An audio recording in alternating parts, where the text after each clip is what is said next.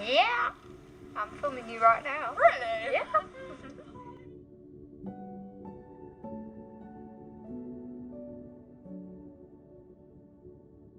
When camera phones became a thing, I was always filming little videos.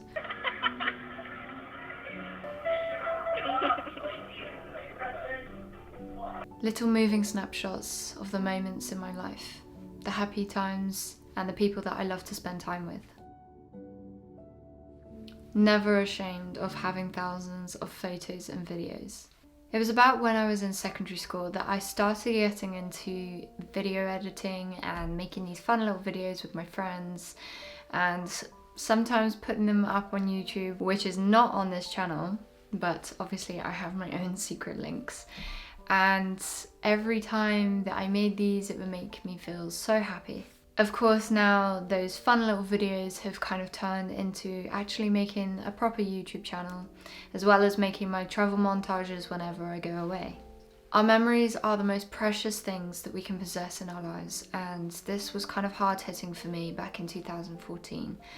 I lost my best friend Charlie to his mental health, and of course, when someone dies, you rush to find every living moment that you had with them, whether it's through photos or videos or documents, and you cherish them. Some of us are lucky to have many photos and videos and stuff like that. Others maybe just one or two photographs. And I think it's one of the reasons why I will continue taking photos of all the little moments of stuff that makes me happy or the people that I love. Treasuring the silly moments and even that flower that caught my eye on the way to the shop. The power of documenting can bring so much to our lives.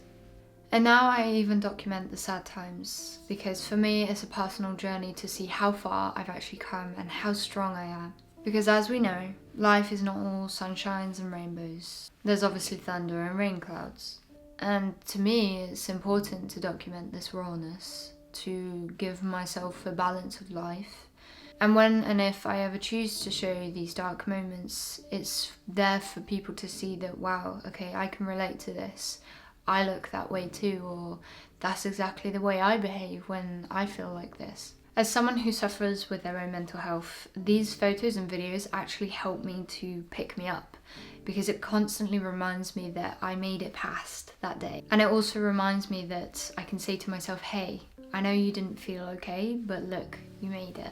In my opinion, I find that having so many photos and videos and documents and stuff that I treasure, it might be a lot of things that I have in my life, but it's also a collection of what I've done so far. That I like to just spend a day looking back at all of my things that I have collected over the years through videos and photos and montages and collages and books and documents. It's fun to look back at because, yes, of course, there's some sad moments where I think, oh wow, I was really close with that person and I'm not so much anymore.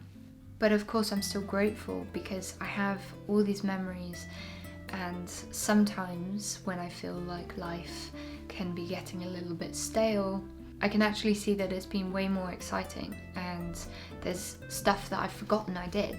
And by documenting this, it's almost like a reminder for myself, as well as sort of preservative of my own life for the future of when I might have children and stuff that I can show them. But it's not just photos and videos that's documenting your life, but writing as well. I recently took up daily journaling, which I did a video on my morning routine, but I hadn't realised that I've actually been journaling in a way for years, because when I opened up my memory box, I had a few diaries from 2014 and onwards, stuff when I was at uni, and of course some of these diaries were mostly filled with the appointments that I had on the day.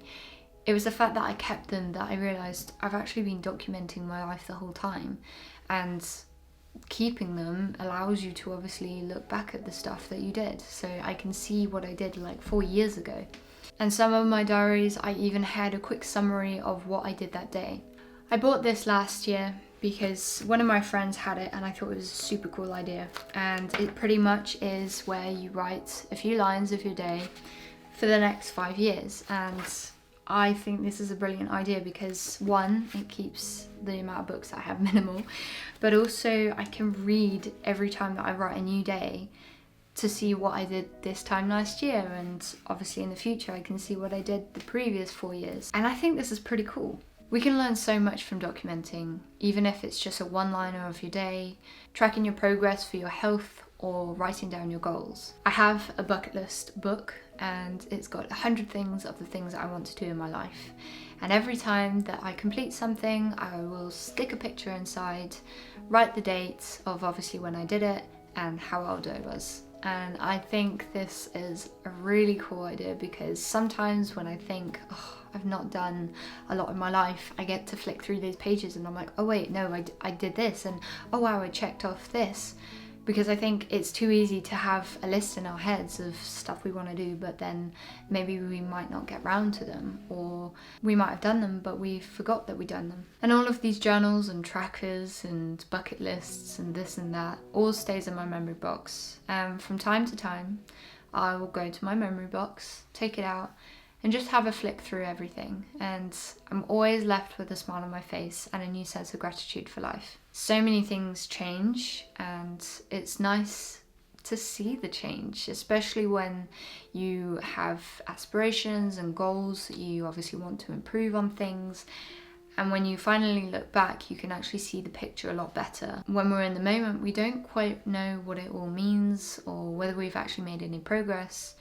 And of course, it's when you look back that you're like, wow, actually I came from quite a far place. Or maybe you don't need to come from a far place. Sometimes even just a step forward is enough. Life is short and sometimes it can be shorter than we expect. And for me, every moment does count. Even when the moments don't feel like it counts, we see the value in it later in time.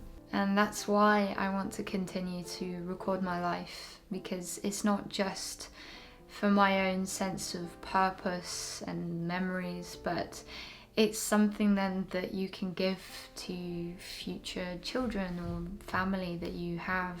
Because I think it's always fun to, see the photos of what your grandparents looked like back in the day, or comparing how you are in your 20s to when your dad was in their 20s and stuff like that.